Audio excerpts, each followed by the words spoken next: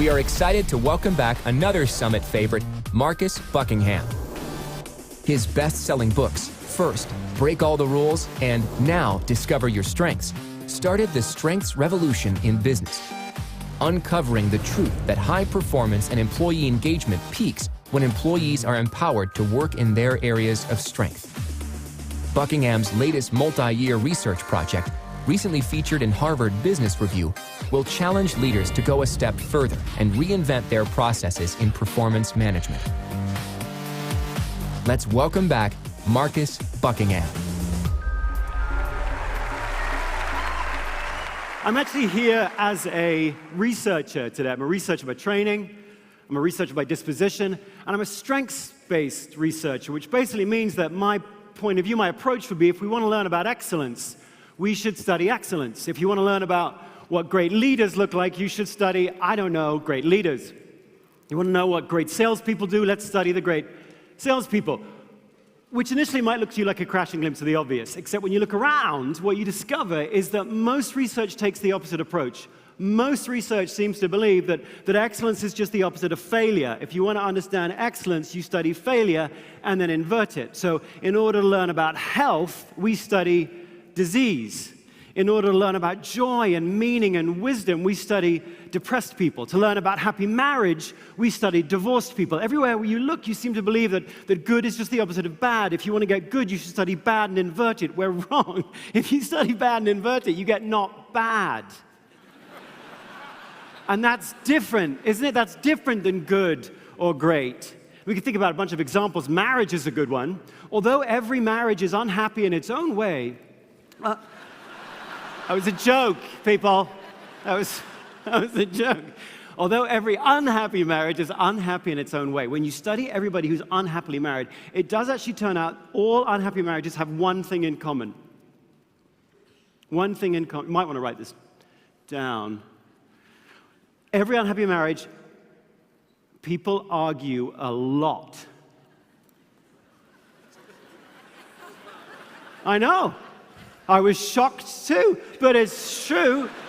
They argue a lot in unhappy marriages, which make you think that in happy marriages, just not fight. But when you study really happy marriages and you count the fights, there is no statistically significant difference between the number of fights in a happy marriage and the number of fights in an unhappy marriage. It turns out the difference between an unhappy marriage and a happy one isn't the number of fights, it's what goes on in the space between the fights. There's something different that happens that pulls people together in the fights in a happy marriage that's different than this, and you don't learn anything about what this is from studying the rotten ones. Excellence has its own pattern.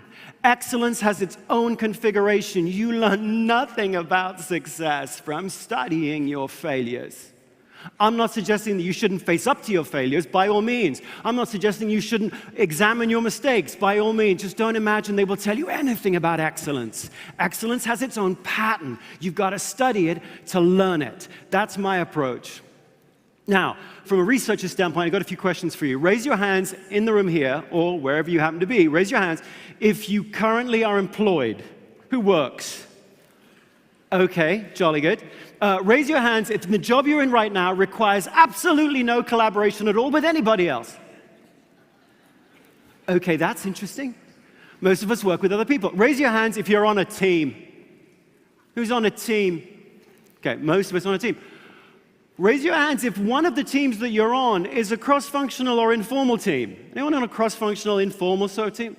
A lot of us are. It's funny, isn't it, that an awful lot of work happens on teams, and an awful lot of those teams, and I would probably suggest to you an increasing number of teams, are informal teams that don't actually reflect who reports to who boxes on the org chart.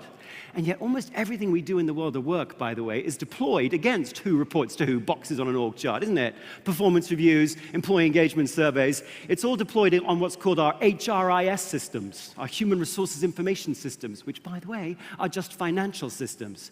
Most companies don't know, A, which teams exist, or B, who's on them, because most work happens in informal teams. Raise your hands if you've ever been on a dysfunctional team. Okay, stop for a minute. Think about what that was like. You think about what it was like? Get the people in mind. Yeah, that one too. Get him in mind. Yeah, he was there. You remember how it felt? Just remember how it felt. Meetings just seem to drag on for hour after hour for 2 whole months, doesn't it? It's like, oh. Okay, you there? Now, raise your hands if any of you have been on a truly exceptional team. Raise your hands if you've ever been on a great team. Have you? Okay, now stop for a minute and get that in mind. Think about the people who are on that team with you. Have you got them? Think about how it felt to be working with them. Try and get yourself back there. Think about what they brought out of you. Think about what you saw expressed and contributed by them. Think about the ideas that you made together. Think about what you achieved in terms of your mission together. Gosh, it's an awesome feeling, isn't it, being part of a tremendous team where you support and partner, collaborate with one another. How amazing is that? Raise your hands if any of you believe yourselves to be leaders. Okay, what's your job? You know what your job is? Your job is to build more teams like your best teams. That's your job. It's not more complicated than that. Your job as a leader is to figure out what happens on those amazing team experiences that we all have, because that's where work happens, that's where contribution happens, that's where mission happens. It happens on teams. It is not a solo sport, is it? It's a collaborative sport. You all raised your hands when you said, my job is not, my job is completely connected to other people. So your job as a leader is to understand so deeply what happens on the best teams, you can build more like them. How do we build more teams like our best teams? I'm not just talking teamwork. I'm saying, how do we build more teams like our best teams? That's the job of a leader. For those of you that are interested in leadership at all, that's what you should be interested in. How do we do that? What happens there? Now, we could all sit around and noodle about what happens there. We could have a qualitative primary research effort, which would involve all of us getting together at my house and coffee, lots of it, as we talked about what it felt like to work on a great team. So that would be a qualitative research effort. But we could also answer that question quantitatively. We could answer the question quantitatively, what happens on amazing teams? Because, folks, we can't infer it by studying what happens on dysfunctional teams. By diving into what's wrong with a team, although useful, doesn't help us know anything about what happens on the best teams. So what does happen up there? Here's one quantitative way that you'd figure out how to do it. You'd ask the people on the highest performing teams a whole load of survey questions about their experience, and then you'd ask people in less productive teams the same questions. And then you'd throw out, you'd ditch all the questions where there was no difference between what the high-performing team said and the low-performing team said. And you'd focus in only on those very few questions where the high-performing team strongly agreed and everyone else didn't. And then you'd do that again and again for about 25 years. When you do that, you end up with these 8 questions. These 8, which you can think of as the 8 conditions that exist on high-performing teams. Here's the 8 questions. Hopefully we can throw these up here on, there we go. Oh, you want to follow along here? You got question 1. I'm really enthusiastic about the mission of my company. I don't know whether any of these are necessarily going to surprise you, by the way, but we've culled from thousands upon thousands of other questions that didn't make it. I'm not saying they weren't important. I'm saying they didn't separate high-performing from low. Are you following along with me on this, right? They didn't separate high-performing from low-performing. That one did. This one did too. At work, I clearly understand what's expected of me. Apparently, we like that. We're going to put all these up for you too on all of this. All of this is on marcusbuckingham.com, so you can get all of these slides, both of which, of course, deal with purpose. Then there's this question. I have a chance to use my strengths every day at work. Apparently, we like that one. And then there's this one. In my team, I'm surrounded by people who share my values, both of which deal with excellence, some definition of what is excellence. Then there's this one. I know I will be recognized for excellent work. We like that. Then there's this one. My teammates have my back. Yeah, gotta feel safe. Both of which deal with support along the way. Then there's this one. In my work, I'm always challenged to grow. And then this one. I feel or I have great confidence in my company's future, both of which deal with, the future. So if you want to say what exists on high-performing versus low-performing teams, I've got a clear sense of purpose about where we're headed. I know what excellence is on this team. I feel safe and supported, and I've got some vivid sense of my own and my organization's future. That's what happens on the best teams. Now, when you look at it, you may notice that 2 of these columns exist, and that the questions in the columns on the right are dealing with an entirely different subject than the questions in the columns on the left. All of these questions deal with this: what do we all share? What do we all have in common? I'm really enthusiastic about our shared mission. I feel I'm surrounded by people who share my values. My teammates, they have my back. I have great confidence in us. This is all about what's us. These are all about me. Do I understand what's expected of me? Do I have a chance to use my strengths? Do I know I'll be recognized for excellent work? My work, I'm always challenged to grow. Gosh, if you wanted to take 25 years of research into leading and say, what do leaders do? Can we just put those back up for 1 second? They integrate these two needs. People on your teams want two things. People in your community want two things. People in your family want two things. Number one, make me feel part of something bigger than me. Make me feel part of a we. I need to be part of the best of us. Make me feel part of something we all share, but also make me feel special. Make me feel that I'm your favorite. Make me feel that you know me. Boy, those of you that are really good at leading teams are good because you are integrating these two distinct needs. You're brilliant. Those of you in this room that are brilliant at leading, at integrating my need to feel something that's universal and my need to feel unique. That's leading. I'm not saying it's easy. I'm saying it's hard, but it's the right hard thing. Now, normally, I think when we think of leading, we think of the questions on the left, don't we? When we think of leading, we think of the we questions. You think of some of the best leaders you've ever had here speak, and they're very good at creating vision and mission and purpose. I'm not saying that's not important. It really is. When you think of Steve Jobs, he was tremendously good at getting everybody at Apple to believe that we've got a shared sense of values. What we value at Apple is quality, is beauty. Quality is beauty. What beauty it all coheres. And still today, like 6, 7 years after his passing, you still ask anybody at Apple, who do you serve? And they all say the same thing. We say we serve. By the way, when I first heard this phrase, I thought I'd misheard it because it's a weird phrase. But they say we serve people who are geeked out by lickable technology. I thought they meant likable, like it was an accent thing. But no, we serve people that are geeked out by lickable technology. We serve people who are so geeked by that beautiful integration of hardware and software into this beautiful integrated machine that there are moments when you just want to reach out and just lick it. Some of you have no idea what I'm talking about right now. But many of you have done it, haven't you? You're stopped at a stoplight and you're like, oh, that's just so pretty. Just a little lick. Right? We serve people that are geeked out by everything about Apple, all of their expressed values, their stories, their heroes, their rituals, all about quality's beauty. They've done that so well. My point here isn't beauty's the right answer. It isn't the right answer. They have 3 words for quality at Facebook. Speed to impact. Speed to impact. Speed. Their address is 1 hacker way. Speed, 1 hack away, not 1 hack away, 1 hack, never mind. You go in and you say, look, we'll hire you on Thursday. We'll put you in boot camp on Friday. You write code over the weekend. We ship it over the weekend. Maybe a billion people might feed your code or feel your code on Monday. That's speed. If you like speed, come work for us. You want speed, come work for us. Everything's speed.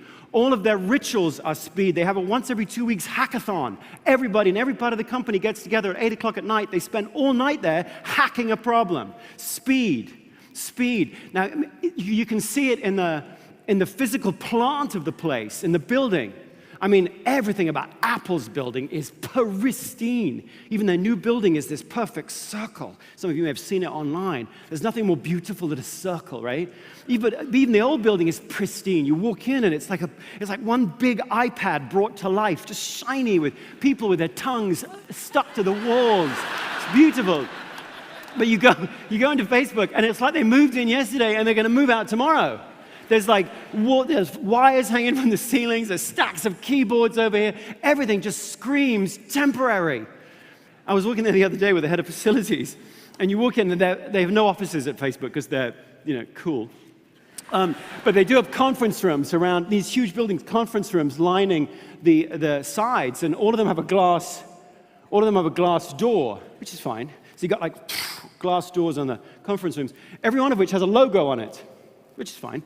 It wasn't Facebook's logo.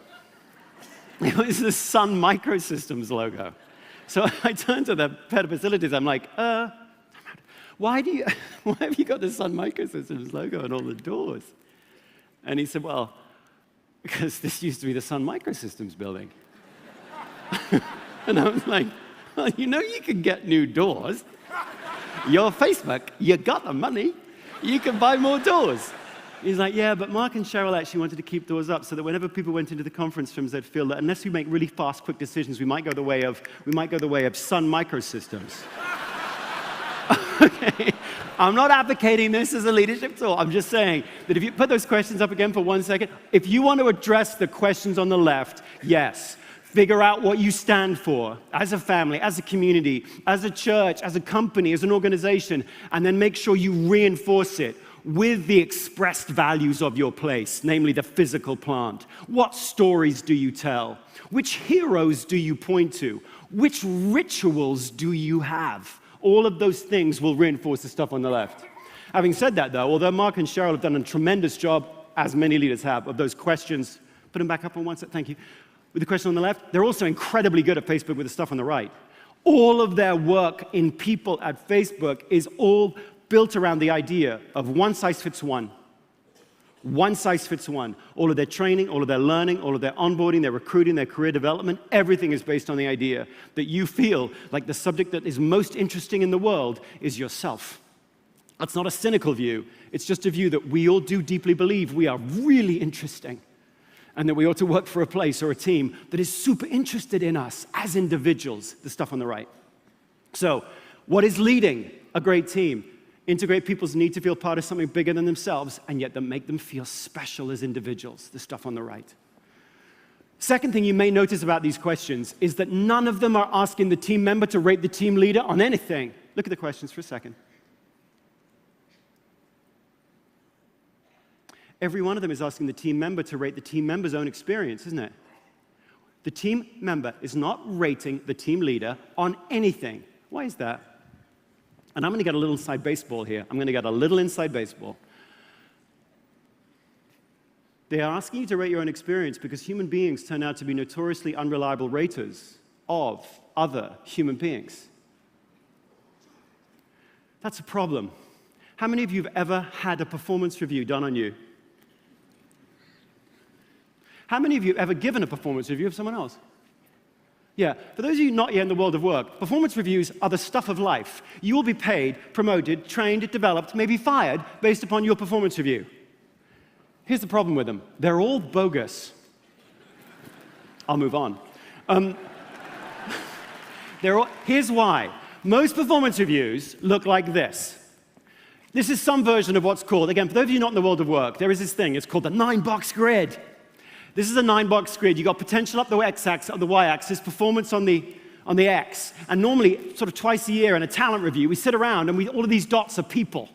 So we sit around and we talk about Jody. Well, her performance is like this and her potential's like this. Whereas Gavin, his potential's down here. And we talk about you. We do. I'm sorry, we do. It's called a talent review. We talk about you in some 9-box grid. All of this, and sometimes, by the way, it becomes even more sophisticated than that. We rate you on different competencies that then results in you being somewhere on the 9-box grid. For those of you who don't know, a competency is like strategic thinking, or goal orientation, or customer focus. And we'll rate you as a manager on your ability to have these things. We might even say that we do gap analysis on you, where we find out which of your competencies you don't possess, and we have an entire learning content that plugs your gaps so that you're ready for the next promotion. That's what talent development looks like. Many of you will have your careers navigated through a system like that. You're rated on a list of competencies, your gaps are identified, we plug the gaps, you end up in the top right on this graph, and you get promoted or paid more or whatever it is.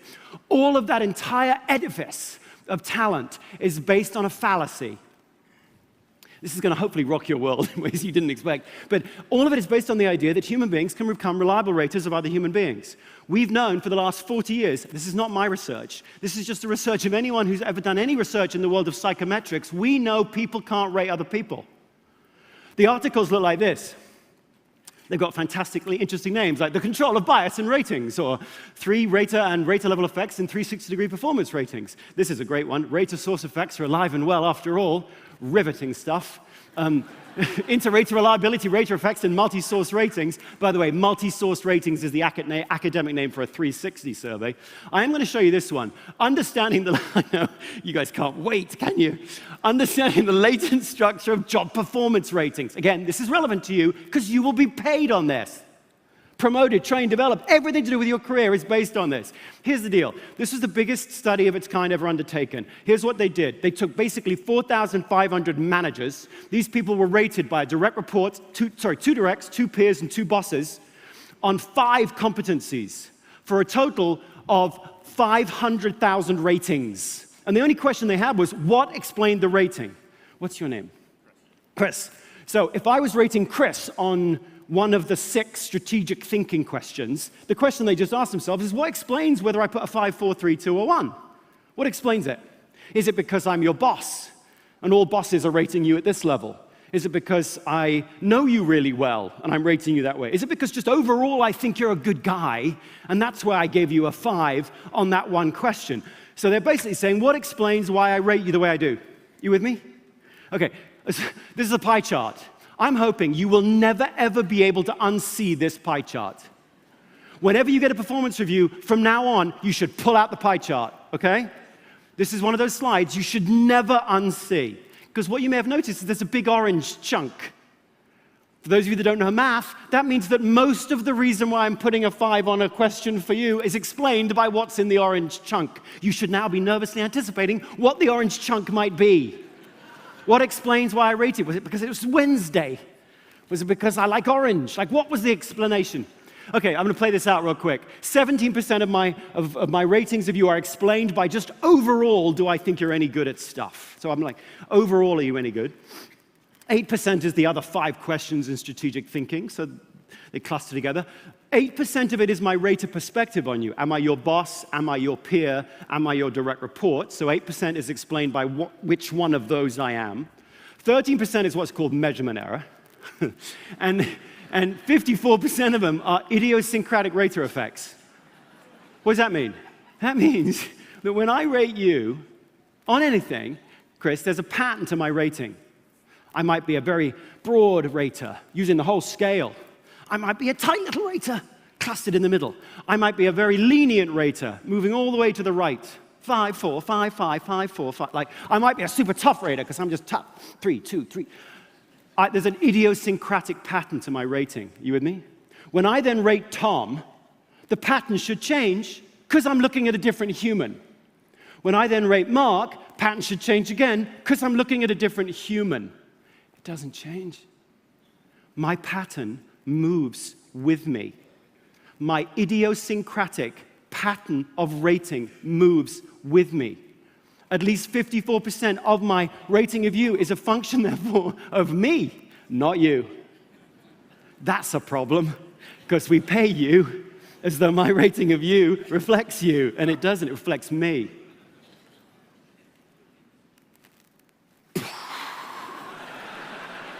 This was really annoying to a lot of people, so they tried to get rid of the effect by making definitions of all these competencies ever more detailed and anchoring the scale 5, 4, 3, 2, 1 ever more behaviorally so that we could get rid of this effect. And as a result of making the rating systems and the 360 systems even more detailed, the effect went up.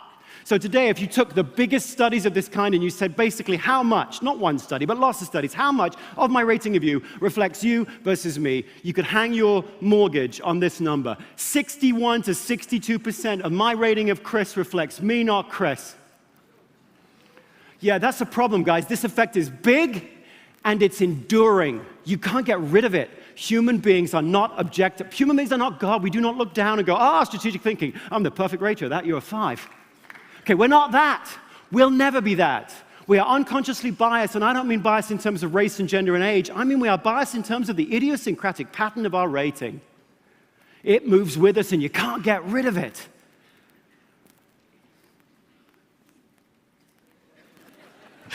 Now, some people may say, well, don't worry. We'll take your piece of bad data, Marcus, and we'll combine it with 5 other people that will rate Chris. Now we've taken your piece of bad data, add it to 5 other pieces of bad data, and we'll turn it into good data. No, no. You take lots of bad data and you add it together. It doesn't magically become good data. It's just more bad data. Noise plus noise plus noise doesn't equal signal. It's just noisy. Right? So don't let that happen. Oh, don't worry, you'll buy. We add all these people together and now it's perfect. No, it isn't.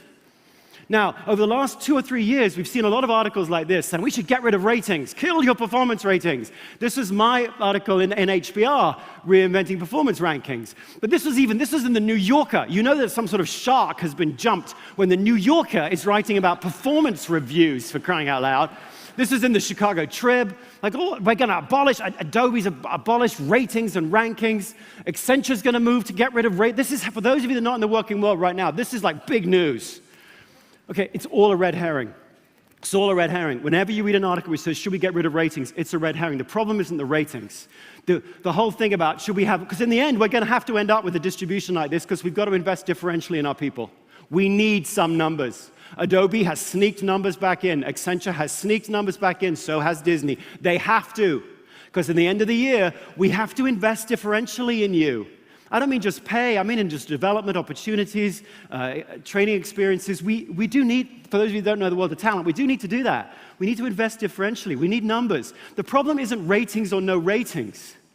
The problem is, do you want to do it on good data or bad data? And most of the ratings as they're currently gathered are bad data, because I am an idiosyncratic rater of you and I have no idea about it.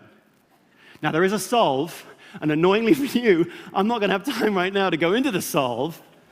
If you want to go and find out about it, all over marcusbuckingham.com is links to that HBR piece. And those of you that really want to dive into how the heck do you solve, how do you neutralize an idiosyncratic pattern, there is a way to do it. The most simple way, the first step, by the way, look at these questions again. Every one of them is flipped around. Every one of them is me rating me on me. I am not a reliable rater of you, Chris, but I am a reliable rater of my own experience. You want to fix performance reviews? The first step you do is you flip the questions around, so I'm rating me on my own experience. If I'm your boss, I should be asked questions like, do I always go to Chris when I want extraordinary results? I can rate that. You may disagree with that. Doesn't matter. My own rating of, do I turn to you when I need extraordinary results? I'm a reliable rater of that. How about this one? I choose to work with you as much as I possibly can. I can rate that. You may disagree. Doesn't matter. We don't have to come together to go, who's right? I'm like, no. I choose to work with him as much as I can. I'm not going to rate you on teamwork. I can't rate you on that, but I can rate my own experience and my own choice. So I know I'm a little in the weeds here, guys. I'm just playing this out because it's such a huge part of your working life. And most of the data that is used, not the qualitative judgments, but most of the data that is used to pay, promote, train, and develop you are bad data. I don't mean a little bit baby bad. I mean 180 degrees measuring the opposite of what they say they're measuring. It's a big day. All right, last thing. last thing with these 2 questions. It turns out when you run the analysis that 2 of the questions trump the other 6. 2 of them are more powerful than the other 6. If you could get these 2 right, you'd be a long way to be building a great team. Just have a look for a second. Which 2 do you think?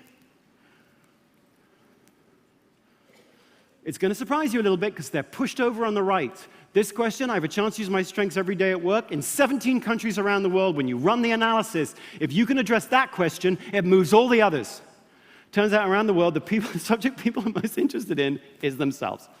And then this one, a work I clearly understand what is expected of me. Okay, put those 2 together for a second, and then just imagine, as a team leader, what must I do to try and get people to strongly agree to, I know what's expected of me, and I have a chance to use my strengths every day at work. Gosh, how do I get people to, how do you do that?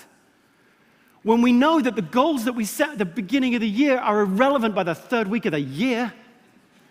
So that, in a very dynamic environment, where people may be delusional about their own strengths. How do the team leaders get people to go, yeah, to question on the far right there, and yeah, on the strengths question? How do they do it? In the 6 minutes and 13 seconds I have left, I can't even believe I'm going to say this.